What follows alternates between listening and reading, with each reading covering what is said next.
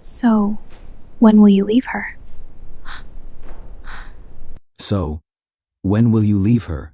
The words were soft, calm, certain. Alara Vaughn stopped mid-step outside her husband's office. The lemon bars in her hands trembled, just slightly, enough for powdered sugar to fall against the lid of the container. Inside the office, a chair shifted.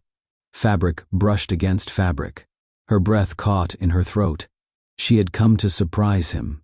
7 years of marriage deserved sweetness. That was what she told herself on the drive downtown. 7 years of building something from nothing. 7 years of defending late meetings, business flights, unanswered calls. The receptionist had smiled. He's in his office. Of course he was. Alara stood inches from the half-closed door. She could see the edge of his desk through the narrow gap. And she could hear her. So, the woman pressed gently. How long am I supposed to wait? Alara's fingers tightened around the box. Have you ever heard one sentence that split your life in two? Have you ever defended someone who was quietly stepping away from you? Stay with me, because what she did next changed everything. Before we go further, tell me where you're watching from. And be honest, have you ever ignored a red flag because you loved someone? Inside the office, Dorian exhaled. It's not that simple, not that simple. Alara felt the words move through her chest like cold air. Simple was the lemon bars. Simple was loyalty. Simple was keeping a promise. Silence filled the space between the voices. Then the woman again. You told me you were unhappy. Alara did not move. She did not breathe. She listened. And in that moment, everything she believed about her marriage shifted. The voice was familiar, controlled, polished, confident without effort. Alara knew it before her mind allowed her to name it.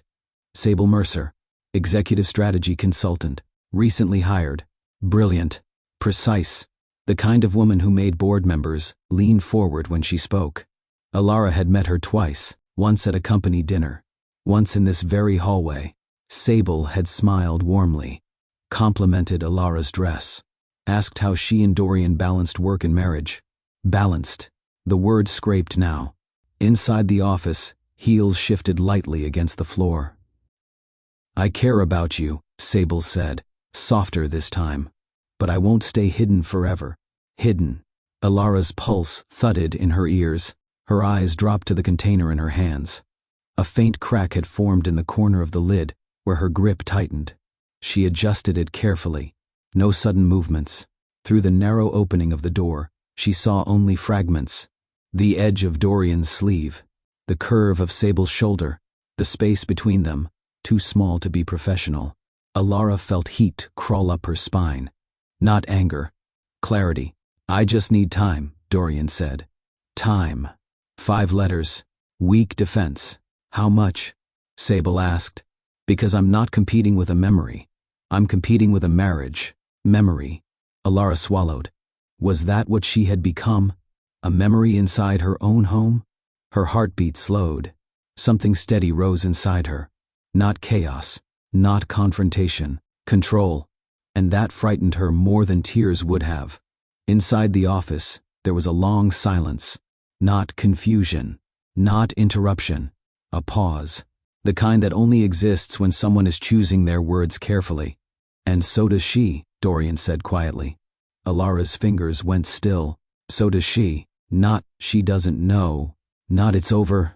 Not, I choose my wife. Just that. Honesty. The word pressed against her chest. If honesty mattered, why was she standing outside a half-closed door? Chairs shifted again. A faint sound, like someone stepping closer. I'm tired of being the secret, Sable said. I won't keep accepting fragments of you. Fragments. Alara's throat tightened. She thought about the late flights, the strategy sessions that ran past midnight, the calls taken outside. She had defended him. Work is demanding. Growth requires sacrifice. This is temporary. Temporary had lasted 5 months. I didn't plan this, Dorian said. That sentence settled heavy in the air. Alara almost laughed. No one plans betrayal. It begins in small allowances. A conversation that lingers.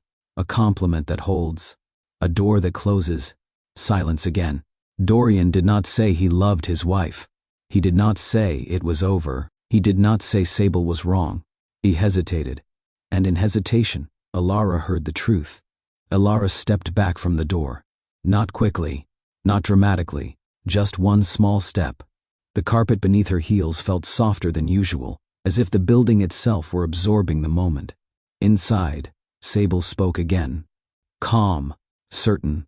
I need to know I'm not wasting my time. Alara closed her eyes for half a second. 7 years. Shared rent. Shared dreams. Shared hunger. And now another woman was negotiating her position inside that history. The lemon bars in her hands suddenly felt foolish, domestic, innocent, out of place in a room where her marriage was being measured.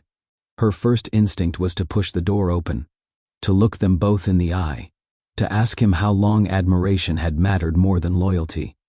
But dignity held her still. If she walked in now, she would react. If she walked away, she would choose. Alara turned. Each step down the hallway was steady. No rushing, no tears. The elevator doors opened with a soft chime. She entered alone. The mirrored walls reflected a woman composed beyond reason. That was what unsettled her most. She did not look broken. She looked aware. And awareness is harder to undo than anger. The doors closed. Upstairs, her husband was still deciding. Downstairs, she already had. That night, she said nothing about the office. She chopped herbs at the kitchen counter while the clock moved past 9. The front door opened. Dorian stepped inside, loosening his tie. Long day, he muttered. Alara placed the knife down gently. Did you eat? She asked. No. She plated dinner, set it in front of him, sat across the table. He avoided her eyes at first. Guilt leaves small signs. A hesitation, a shift in posture, a focus on anything but the person across from you. She studied him carefully. 7 years had taught her his patterns, the way he pressed his lips together when hiding stress, the way he adjusted his watch when uneasy. Tonight, he did both. Alara, he began, as if sensing the weight in the room. She interrupted softly. Do you love me? The question landed between them without warning. He looked up immediately. Of course I do. She held his gaze. Steady. Are you unhappy? The pause came again. The same pause she heard through a half-closed door. He swallowed. Work is intense. That wasn't my question. Silence filled the kitchen. Not loud, not chaotic, just tight. He pushed his plate slightly away. Things changed, he said carefully. When? She asked. He searched for language. Somewhere along the way. She nodded once. Did someone else walk into that somewhere? His jaw tightened. No denial, no defense, just quiet admission. The air felt thinner. She leaned back in her chair. I came to your office today. His face lost color. You were there? Yes. She did not blink. I heard everything. He stood, pacing once across the tile. Alara. No, she said calmly. Don't lie again. The word again lingered. 7 years had narrowed to this table. This question, this answer. She looked at him one last time before standing. Do you love me? She asked again. This time, the question meant something different. 7 years earlier, before the glass tower and river views, there was a 1-bedroom apartment above a laundromat. The paint peeled near the ceiling. The radiator clanged at night. The hallway always smelled faintly of detergent and warm metal. Alara loved it, not because it was charming. It wasn't. She loved it because it was theirs. They moved in with borrowed furniture, a mismatched couch from her cousin, a folding table that doubled as a desk, 2 dining chairs that never matched in height. Dorian spent his evenings sitting cross-legged on the hardwood floor, laptop open, papers spread around him in uneven stacks. He mapped projections with the intensity of someone who believed the future could be calculated. She would sit behind him, legs wrapped loosely around his waist, reading numbers upside down just to stay close. You're going to build something real, she told him one night as rain tapped against the thin windows. He shook his head, smiling without confidence. I don't even know if this company will last a year. It will, she said simply. Because you will. Back then, He looked at her like she was certainty.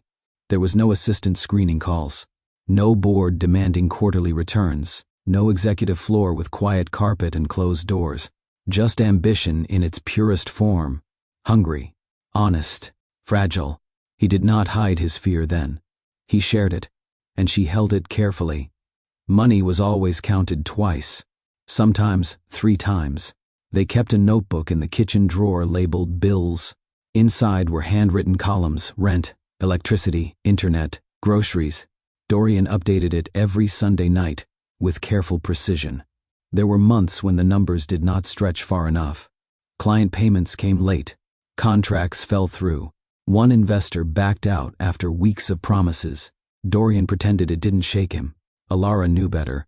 She noticed the way he stared at the ceiling before sleeping, the way his jaw tightened when he checked their bank balance, the way he apologized for small purchases, even a second carton of milk.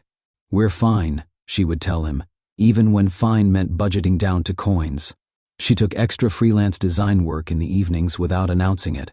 He found out anyway. "You don't have to carry this with me," he said once, voice low. "I'm not carrying it for you," she replied. "I'm carrying it with you." They skipped vacations. They skipped dinners out. They celebrated small wins like major milestones. The first recurring client. The first employee hired part-time. Every success felt earned. Every setback felt shared. There was no distance then, no locked screens, no guarded conversations, just 2 people against uncertainty. They were tired often, but they were aligned, and alignment made even struggle feel intimate. Dorian was not always confident. People assumed he was. He spoke well in meetings. He carried himself with intention. But at night, when the laptop closed and the city quieted, doubt surfaced. "What if I'm not cut out for this?" he asked once, sitting on the edge of their narrow bed. Alara didn't rush to correct him. She sat beside him, close enough that their shoulders touched. "You're afraid," she said gently. He nodded. "Good," she continued. "That means you care." He looked at her then, not as his wife, not as support, but as anchor. She learned the rhythm of his stress, when to speak, when to stay silent, when to challenge him, when to remind him who he was becoming. On nights when a deal collapsed, she would place her hand over his and ask him to explain it to her, not because she needed the details, because he needed to say them out loud. She helped him rehearse pitches in their living room, timed his presentations, corrected his pacing, encouraged him when his voice shook. "You're not chasing success," she told him once. "You're building it." He leaned into her during those moments. He needed her steadiness. He needed to feel seen before the world saw him. Back then, admiration did not tempt him, because he already had it at home. Before investors returned his calls, before his name appeared on industry panels, Dorian spoke openly about fear. He did not mask uncertainty with authority. He shared it. One evening, after a rejected proposal, he sat at their small kitchen table long after midnight. The overhead bulb flickered slightly. His shoulders were tight. "I don't want to fail in front of you," he admitted. Alara looked up from the tea she was stirring. "Fail at what?" "At becoming the man I said I would be." She walked toward him slowly. "Not to fix, not to rescue, just to stand beside him." "You already are," she said. He shook his head. "Not yet."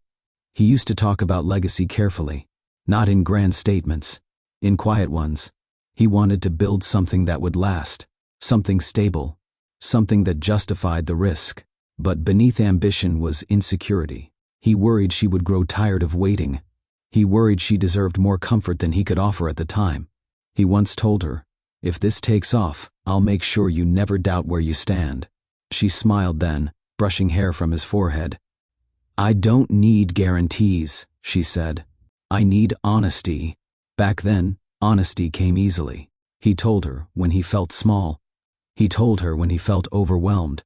He never edited himself, and she never had to guess where she stood. The first major contract changed everything. Hale Dynamics secured a multi-year partnership with a national logistics firm. Revenue doubled within a year. They hired 10 employees, then 20, then 50. Dorian moved from the apartment floor to a private office. He started wearing tailored suits instead of rolled-up sleeves. His calendar filled weeks in advance. At first, the changes felt exciting. Earned, Alara attended early team gatherings held in rented conference rooms. She brought homemade food.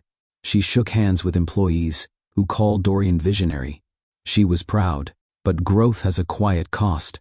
Calls began to interrupt dinner. Emails answered mid-conversation. Travel became frequent. Just one more meeting became routine. When he spoke about work, his language shifted. Less we, more I. She noticed it. One evening, months after the contract, he came home later than usual. Strategy session ran over, he said, placing his phone face down on the counter. It was a small detail, but new. Alara glanced at it briefly. Everything okay? She asked. Yes, he replied too quickly. He kissed her forehead and moved toward the shower. The phone lit up once while he was gone. A name she didn't recognize. No message preview. Just a notification. Alara did not pick it up. But something subtle moved inside her. Not suspicion, not yet. Just awareness. And that night, for the first time in years, she felt the distance between ambition and intimacy widen. Sable Mercer joined Hale Dynamics during a period of rapid expansion. She entered quietly but commanded attention the moment she spoke. Her proposals were structured. Her observations sharp. She did not flatter leadership. She corrected it. Dorian noticed. Their first extended conversation happened in a conference room overlooking the river. The team had struggled to secure a complex client. Projections were inconsistent. Risk assessments conflicted. Sable studied the numbers in silence before speaking. You're protecting growth instead of protecting stability, she said calmly. The room stilled. Dorian leaned forward. Explain. She did. Clearly. Without hesitation. She dissected the weaknesses in the plan without attacking him personally. That distinction mattered. After the meeting, he asked her to stay behind. They reviewed the data together. No audience. No performance. She challenged him. Not aggressively. Intellectually. You don't need to impress investors, she told him. You need to reassure them. He felt seen in that moment, not as a CEO, but as a strategist trying to prove himself. It was professional, entirely professional. But something shifted.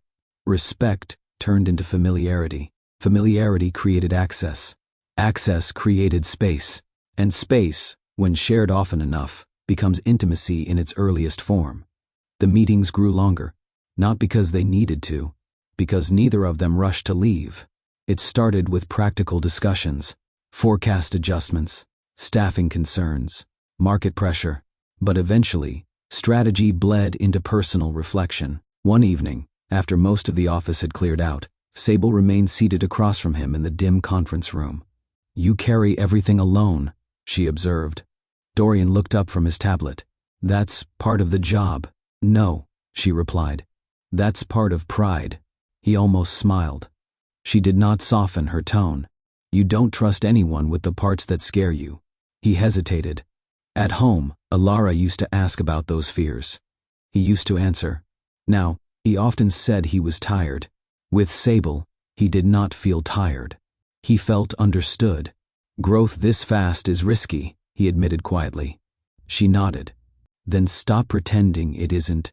The honesty felt refreshing. They began debriefing after tense board calls. She would sit across from him and ask direct questions. What are you afraid of losing? He didn't answer right away.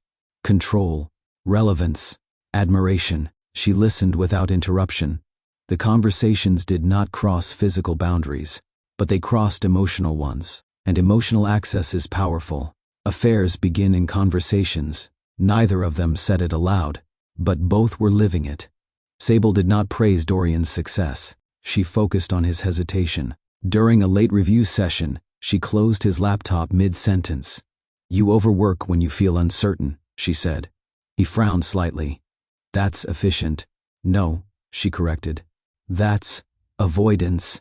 Most people admired him. Employees respected him. Investors trusted him. Alara believed in him. Sable studied him. There is a difference. You built this company from scratch, she continued. But you still talk like someone who expects it to collapse. He didn't deny it. She noticed the way his voice tightened when numbers dipped, the way he adjusted his tie before difficult calls, the way he braced himself for criticism even when praise was coming. "You don't think you deserve this," she said one night. The words unsettled him. He had not said that out loud before, not in years. She did not console him. She validated him. "You earned it," she said firmly. "Stop apologizing for taking up space." He felt something steady in her presence. Not comfort, affirmation. At home, he had history. With Sable, he had recognition. Recognition can feel intoxicating. Not because it is romantic, because it is immediate. And when someone names the insecurity you hide from the world, closeness forms quickly, even if you never intended it to. Admiration is subtle. It does not demand. It reflects. One afternoon, after a difficult investor call, Dorian returned to his office visibly tense. The deal had nearly slipped through his hands. He replayed every phrase he had spoken. Sable entered a few minutes later, tablet in hand.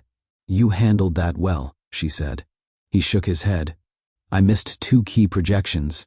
"You corrected them in real time," she replied. "Most leaders would have deflected.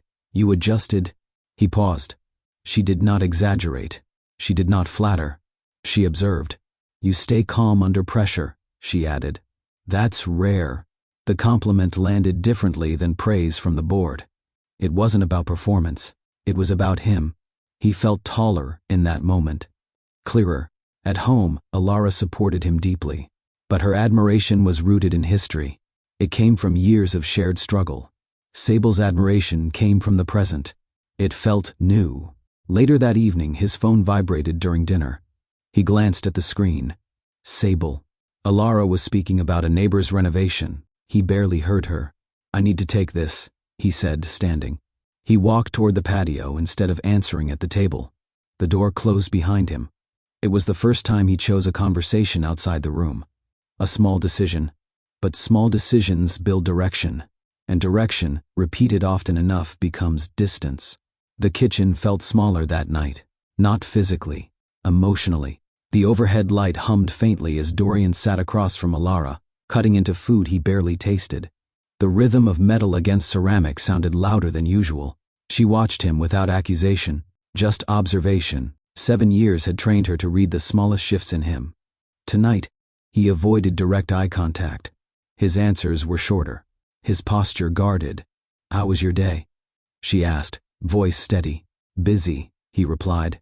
"What kind of busy?" He hesitated. "Board reviews. Forecast updates." She nodded once. No follow-up questions. No dramatic tone. Silence stretched between them. Not hostile, but loaded. She folded her hands on the table. "Do you feel different lately?" she asked carefully. He looked up this time. "Different how?" "Distant." He leaned back slightly. "Work has been demanding." She held his gaze. "You've had demanding seasons before." He did not respond. She studied his face, the faint tension near his jaw, the way his fingers pressed against the edge of the table. This was not exhaustion. This was concealment. She inhaled slowly. Somewhere along the way, she repeated his earlier phrase. He stiffened almost imperceptibly, and she knew the conversation had finally reached its center. She did not raise her voice. She did not accuse. She simply asked, "When you said things changed, did someone else walk into that somewhere?" The sentence landed without force, yet it carried weight. Dorian's fingers stopped moving. For a moment, he looked as though he might respond quickly, as though he had prepared for this possibility. He hadn't.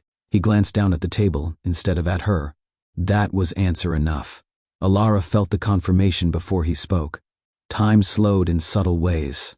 The ticking clock near the pantry, the refrigerator humming in the background, the faint sound of traffic outside. All ordinary, all indifferent. He cleared his throat.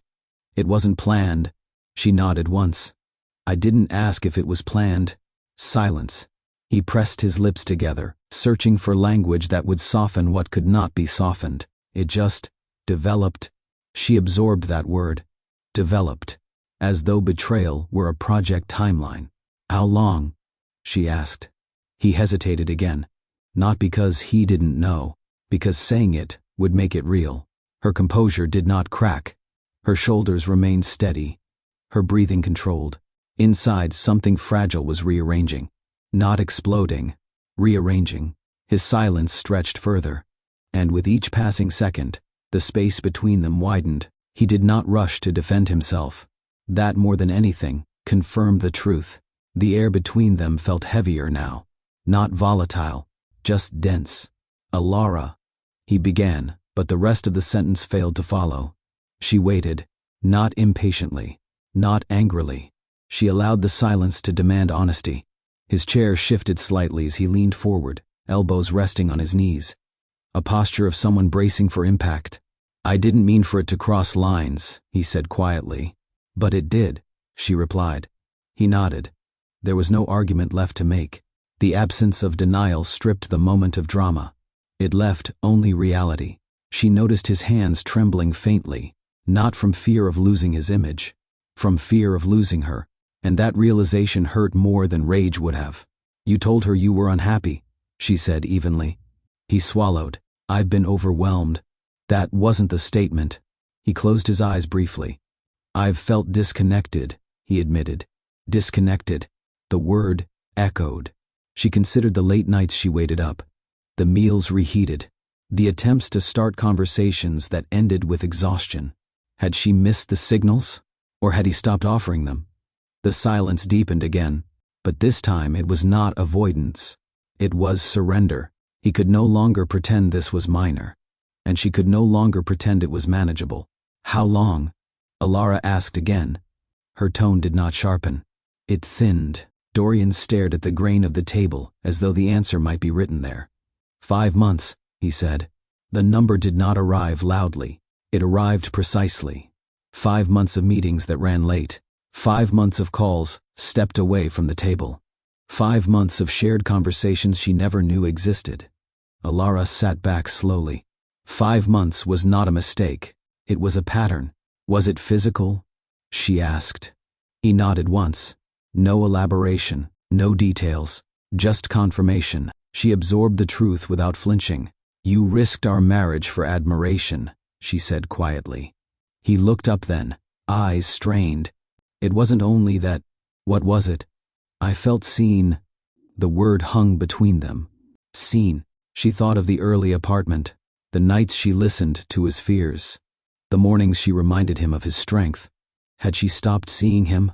Or had success made him easier to overlook at home and easier to praise at work? "You should have told me," she said. "I didn't know how." "That's not honesty. That's convenience." He exhaled, defeated. "What do you want?" he asked finally. The question was not defensive. It was uncertain. She studied him carefully. Not the CEO, not the man others admired. Just her husband.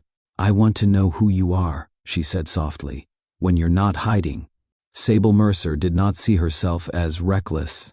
She saw herself as direct. For 5 months, she had accepted fragments of Dorian's time. Late strategy reviews, private discussions after board sessions, text messages that ended abruptly when he reached home. She knew he was married. She also knew he confided in her in ways that suggested dissatisfaction. That distinction mattered to her. Inside his office one afternoon, she closed the door fully for the first time. "We need clarity," she said. Dorian looked up from his desk slowly. "About what?" "About us." The word lingered. She did not lean against his desk, did not soften her posture. She remained composed. "You told me you felt disconnected at home," she continued. "You told me you weren't sure what your marriage looks like anymore." He ran a hand through his hair, tension visible. "I never promised you anything," he replied carefully. "You promised me honesty," she countered. Silence stretched between them. She wasn't asking for drama. She wasn't asking for scandal.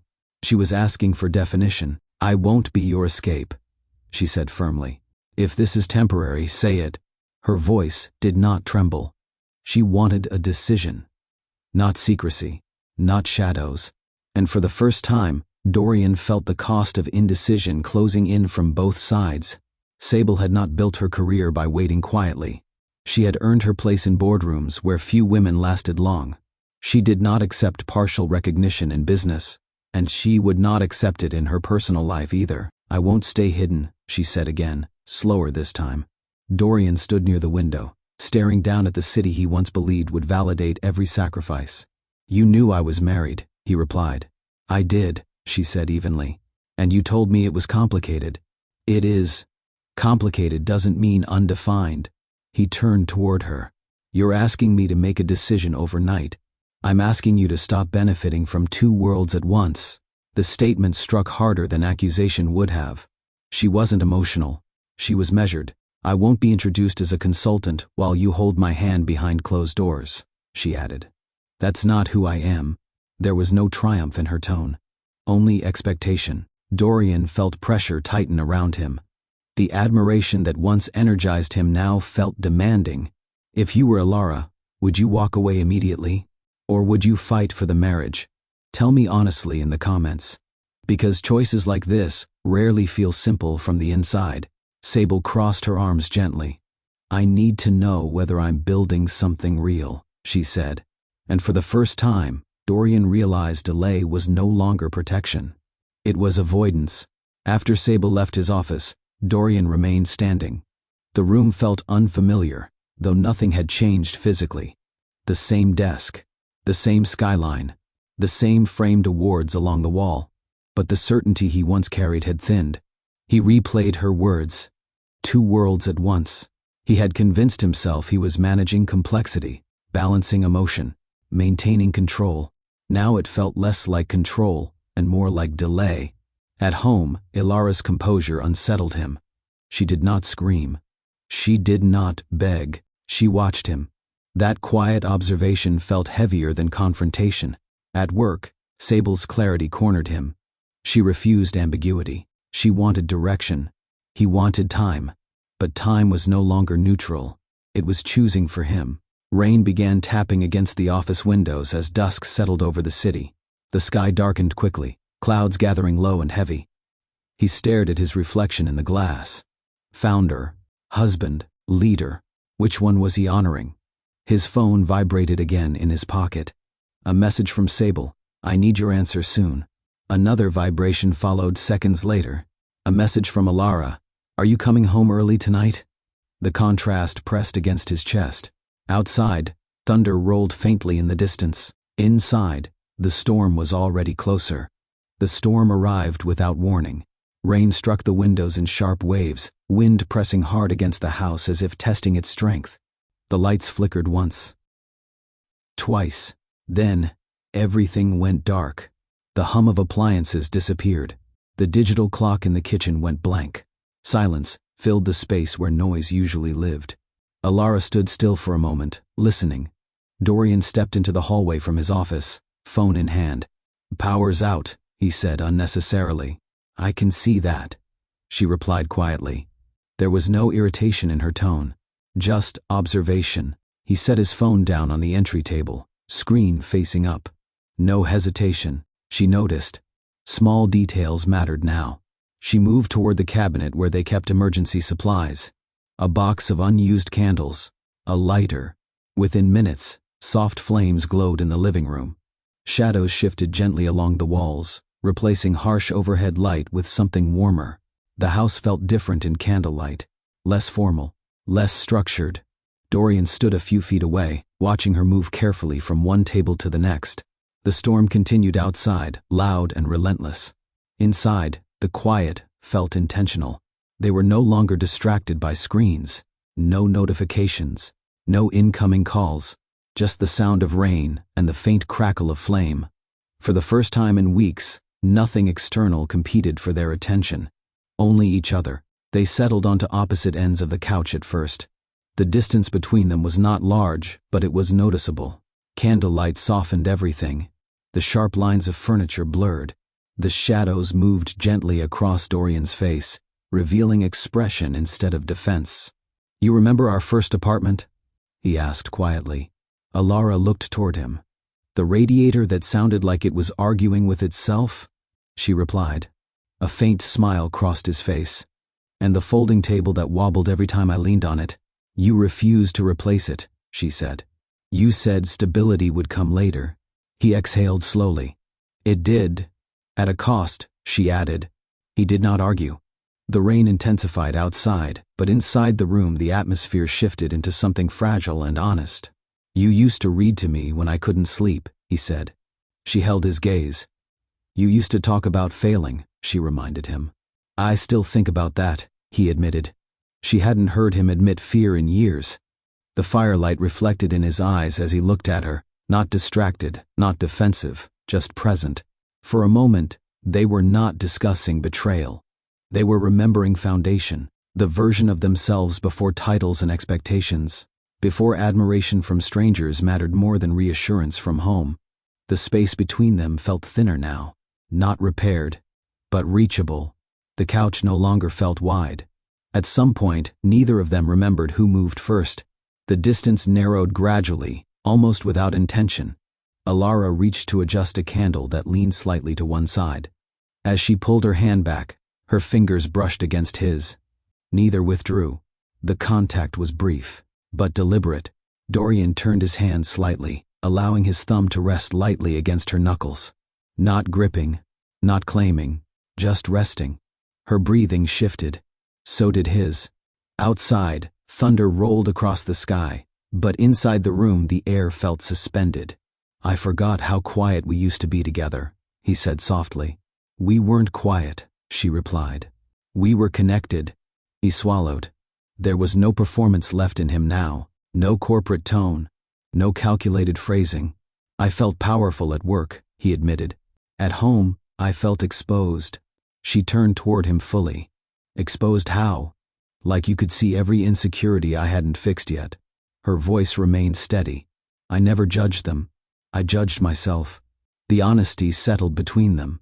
His hand slid slowly along her wrist, stopping just above it. He gave her time to pull away. She didn't. Not because she was healed. Because she was listening. He leaned closer, their foreheads nearly touching. The proximity was intimate, but restrained. No urgency. Only memory. And vulnerability. They stayed close, not tangled, not desperate. Just close enough to feel each other breathe. Candlelight flickered across Alara's cheek as she studied him in silence. Without the brightness of overhead lights, he looked less guarded, less polished, more human. When did you stop being afraid? She asked quietly. He didn't answer immediately. I never stopped, he admitted. I just learned how to hide it better. From me? From everyone. She searched his face. You used to tell me everything, she said. I thought strength meant not needing to, and admiration felt easier than honesty, she replied. He didn't deny it. The storm outside began to ease slightly, rain softening against the windows. Inside, the quiet deepened. I chased being respected, he said slowly. I didn't realize I was drifting from being known. Her hand moved to his chest, resting flat over his heartbeat. Not possessive, not dramatic, grounded. You don't fix this by remembering, she said. He leaned into her touch. Then how? She held his gaze, unwavering. You start by choosing. The words were simple, but they carried weight. Choosing meant loss. Choosing meant responsibility. Choosing meant no more delay. He nodded slowly. Outside, the storm moved further down the street. Inside, the real decision had only begun. Dorian requested the meeting early the next morning. No extended messages. No layered language. Just a direct calendar invite, private. 9 a.m. Sable arrived precisely on time. She closed the office door behind her and remained standing. Her expression was calm but alert. She expected clarity. He did not offer coffee. Did not ease into small talk. I made a decision, he said. She held his gaze. I'm ending this. The words landed cleanly. No hesitation. Her posture shifted slightly, but she did not look surprised. Because she found out? She asked. Yes, and if she hadn't? He paused. I would have continued delaying. Honesty, stripped of defense. Sable studied him carefully. So this is about guilt? It's about responsibility. Silence settled between them. There was no pleading, no raised voices, no final dramatic exchange, just consequence. I won't pretend this didn't matter, she said quietly. It did, I know. And I won't pretend it didn't hurt. I know. He stepped back slightly, creating distance that should have existed from the beginning. This was my failure, he continued. Not yours. She nodded once, not absolving him, not condemning him, simply accepting the end. Sable did not leave immediately. She walked toward the window instead, looking out over the city that had become the center of both their ambitions. You built something strong, she said. Don't let confusion weaken it. He stood a few feet behind her. This was never about you being inadequate, he added. She turned slowly. Then what was it? He did not deflect. I was chasing admiration instead of honoring commitment. The sentence did not sound rehearsed. It sounded heavy. She absorbed it. You felt admired at work, she said. Yes. And forgotten at home? No, he corrected. I felt exposed at home. Admiration was easier than accountability. That distinction mattered. She studied him one last time. Then don't waste the clarity, she said. He nodded. There was no embrace. No lingering physical tension. Just acknowledgement. The relationship ended the way it should have begun, with definition. Before we move forward, let me ask you something. Do you believe people can change after betrayal? Comment yes or no. Because change only matters when it's tested. Sable picked up her tablet from his desk. This is the last time we speak outside of work, she said calmly. He agreed, and for the first time in months, there were no blurred lines left to manage. Only consequences to live with. Dorian arrived home earlier than usual. No storm, no power outage, no dramatic shift in the weather, just daylight filtering through the windows. Alara was in the kitchen again, rinsing vegetables beneath running water. The sound filled the quiet space. He stood in the doorway for a moment before speaking. It's over. She turned off the faucet slowly, dried her hands on a towel. With her? She asked. Yes. She studied his face carefully, not searching for performance, searching for truth. Why? She asked. He did not hesitate. Because I realized I was protecting my ego instead of protecting our marriage. Her eyes held his. And that realization came when? When I understood I was risking something permanent for something temporary. She did not move closer, did not collapse into relief. Ending it doesn't repair it, she said. I know. You embarrassed our marriage. I know. You chose secrecy. I know. Each admission stripped him of excuses. She walked past him toward the living room, stopping just short of the couch. I'm not impressed by regret, she said evenly. I'm watching for consistency. He nodded. No promises, no dramatic vows, just presence. The distance between them remained, but it was honest distance, and honesty, even when painful, felt steadier than illusion. The first change was simple. Phone stayed face up. No announcement, no grand statement, just quiet consistency. Dorian placed his on the kitchen counter each evening when he came home. Screen unlocked, notifications visible, no stepping outside to answer calls, no angling the display away when messages arrived. Alara noticed. She did not comment. Trust, once fractured, does not rebuild through speeches. It rebuilds through repetition. He began sharing his schedule before she asked. Meetings, travel, calls, not as a report, as inclusion. I'll be in back-to-back sessions until 3, he said one morning while pouring coffee. If anything changes, I'll text. She nodded. Transparency felt unfamiliar at first, not because she didn't want it, because it had been absent. There were evenings when his phone buzzed and she felt tension rise instinctively.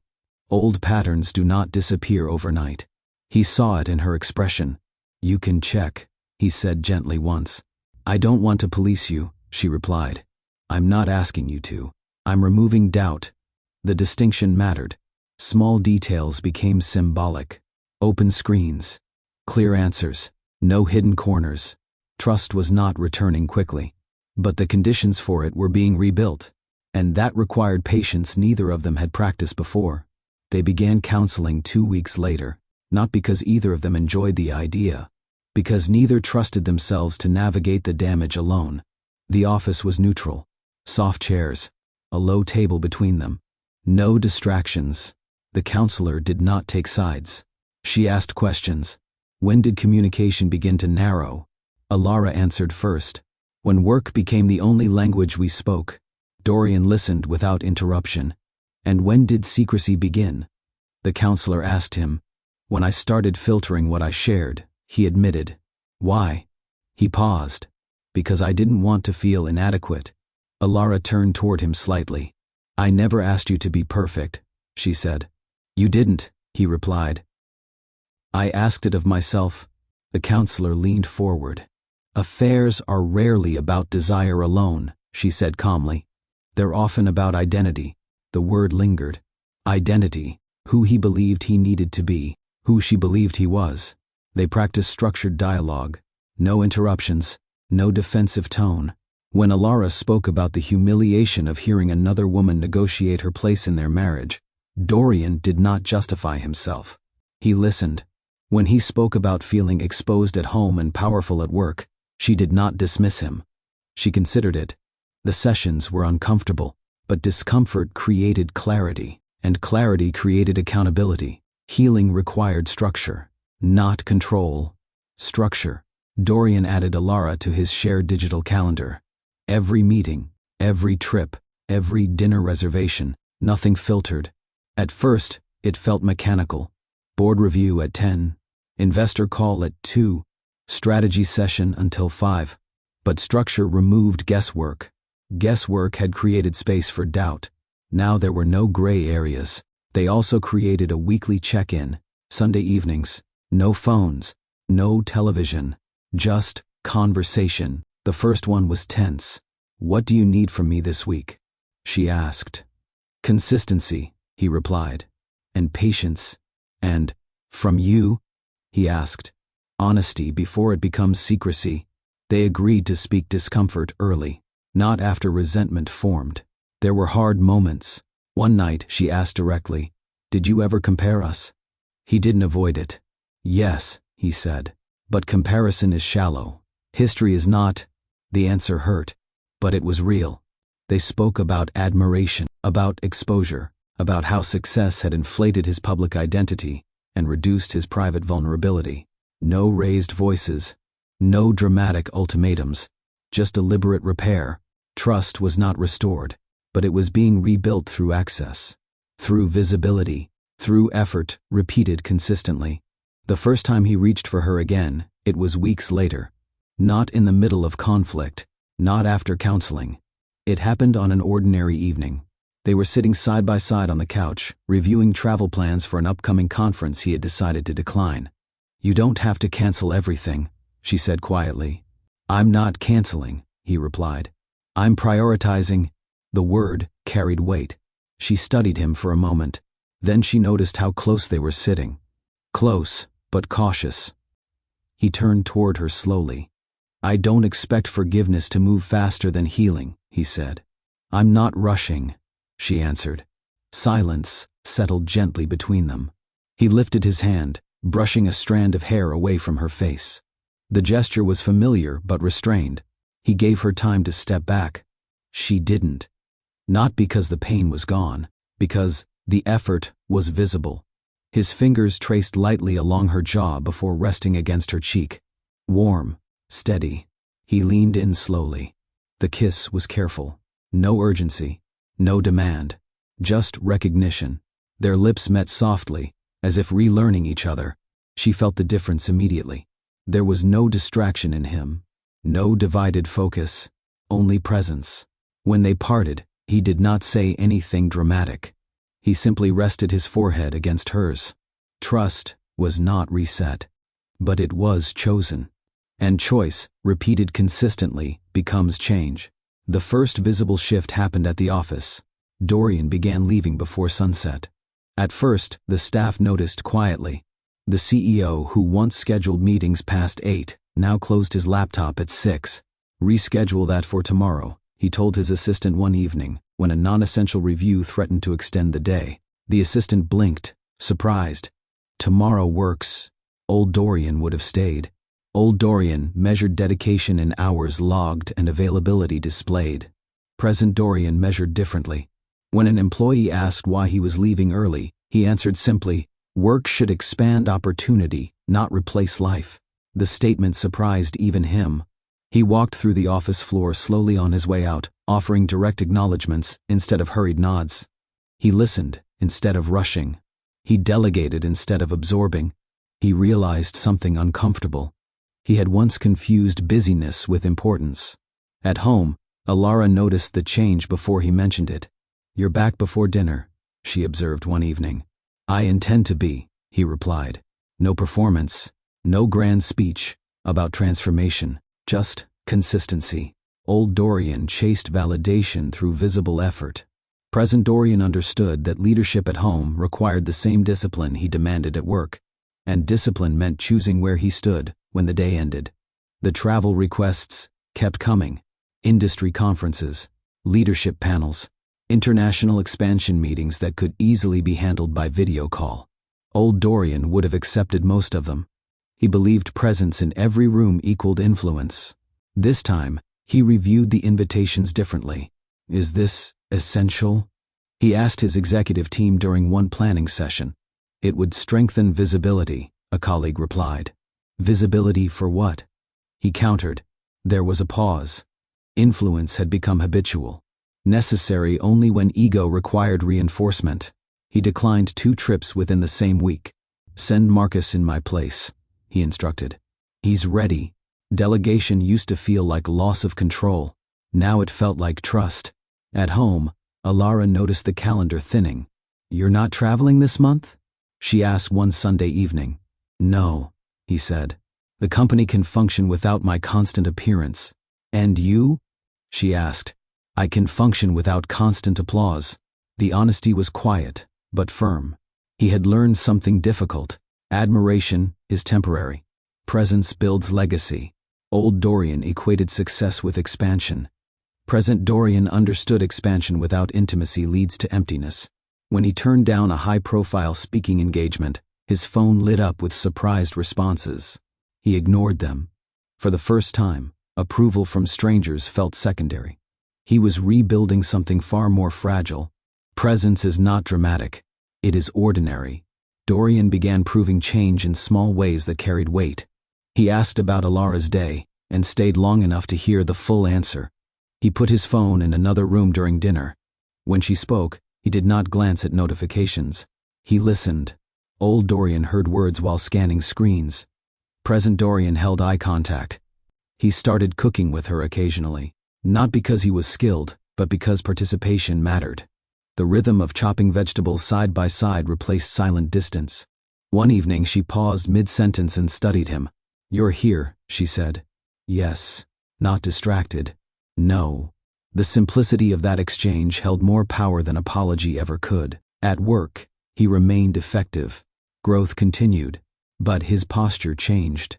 He no longer needed to prove dominance in every meeting. He invited dissent. He credited his team openly. Leadership softened without weakening. At home, the air felt lighter, not healed completely, but stable. Weeks later, Alara drove downtown without informing him first. She stepped into Hale Dynamics during mid-afternoon. The receptionist smiled. "Mrs. Hale." She nodded and took the elevator up. The executive floor looked the same. Polished marble.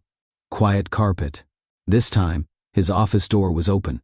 She paused outside, not because she feared what she would hear, but because she remembered the last time she stood in that hallway. She stepped forward and knocked. When Alara knocked, Dorian looked up immediately. No hesitation, no startled expression. "Come in," he said. The door was fully open. She stepped inside slowly, taking in the room she once associated with betrayal. The same desk, the same skyline beyond the glass, but the energy felt different. She carried a small box in her hands. "I thought this belonged here," she said, placing it on his desk. He opened it carefully. Inside was a framed photograph. The first apartment. They were sitting on the hardwood floor, backs against the wall, surrounded by papers and empty takeout containers. She was laughing at something he had just said. He was looking at her as if nothing else existed. He inhaled slowly. "I remember that night," he said. "You were terrified about payroll," she replied, "and you told me we'd figure it out." "We did." He lifted the frame. studying the younger version of himself. There were no tailored suits then, no corporate polish, just hunger, just partnership. You used to look at me like that, she said softly. He met her eyes. I stopped looking at everything properly. The photograph remained between them, not as nostalgia, but as reminder. Before the tower, before titles, before distraction. Dorian set the photo down gently, but did not move it aside. It remained at the center of his desk. You didn't lose ambition, Alara said quietly. You forgot gratitude. The words were not sharp. They were steady. He leaned back slightly, absorbing them. Gratitude for what? He asked, though he already knew. For who was there before success made everything louder? He looked at her carefully. In the early years, gratitude had been natural. Every signed contract felt like shared victory. Every hired employee felt like a milestone they celebrated together. Somewhere along the way, achievement became expectation. Expectation became pressure. Pressure became distraction. I thought building more meant loving better, he admitted. It doesn't, she replied. It means building more. He nodded slowly. You were never competing with work, he said. You were competing with my ego. The honesty did not feel rehearsed.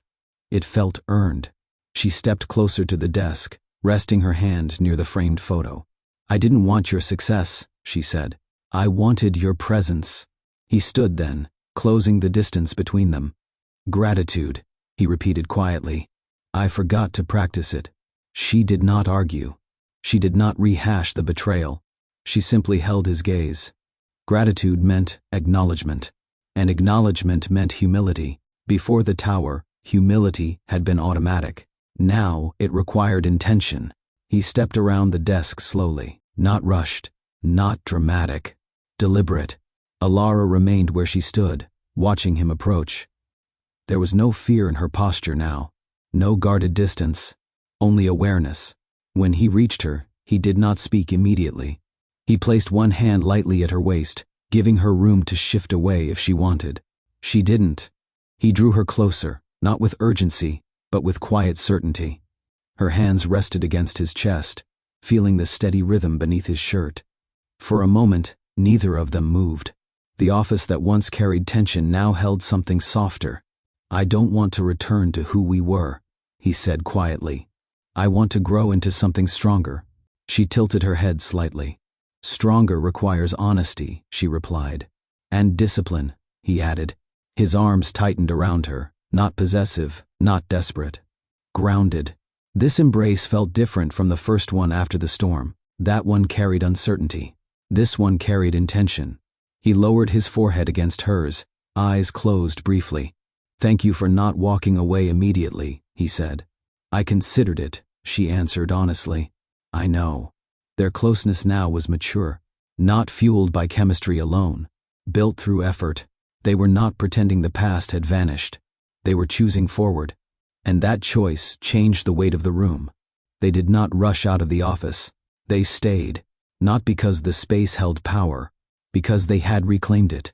Dorian guided her gently to the seating area near the window. The city stretched beyond the glass, alive and moving, but distant. He sat beside her instead of across from her. Old Dorian positioned himself at desks and head tables. Present Dorian chose proximity. I don't want grand promises, Alara said quietly. I want daily integrity. You'll have it, he replied, not forcefully. He brushed his fingers along her jaw slowly, studying her expression before leaning in. This kiss was different from the careful one weeks earlier. That one tested possibility. This one confirmed it. Still restrained, still intentional, but no longer fragile. When they pulled apart, there was no tension between them. Only awareness of the work they had done to stand here again. Before the tower, she said softly. He smiled faintly. Before the tower, but now they understood something they hadn't known then. Love does not survive on ambition. It survives on accountability. If this story moved you, share it with someone who believes loyalty still matters. Subscribe to Love Tales with Mr. Easton for more stories about love, accountability, and second chances. Because when someone asks, when will you leave her? The answer reveals character, and character decides everything.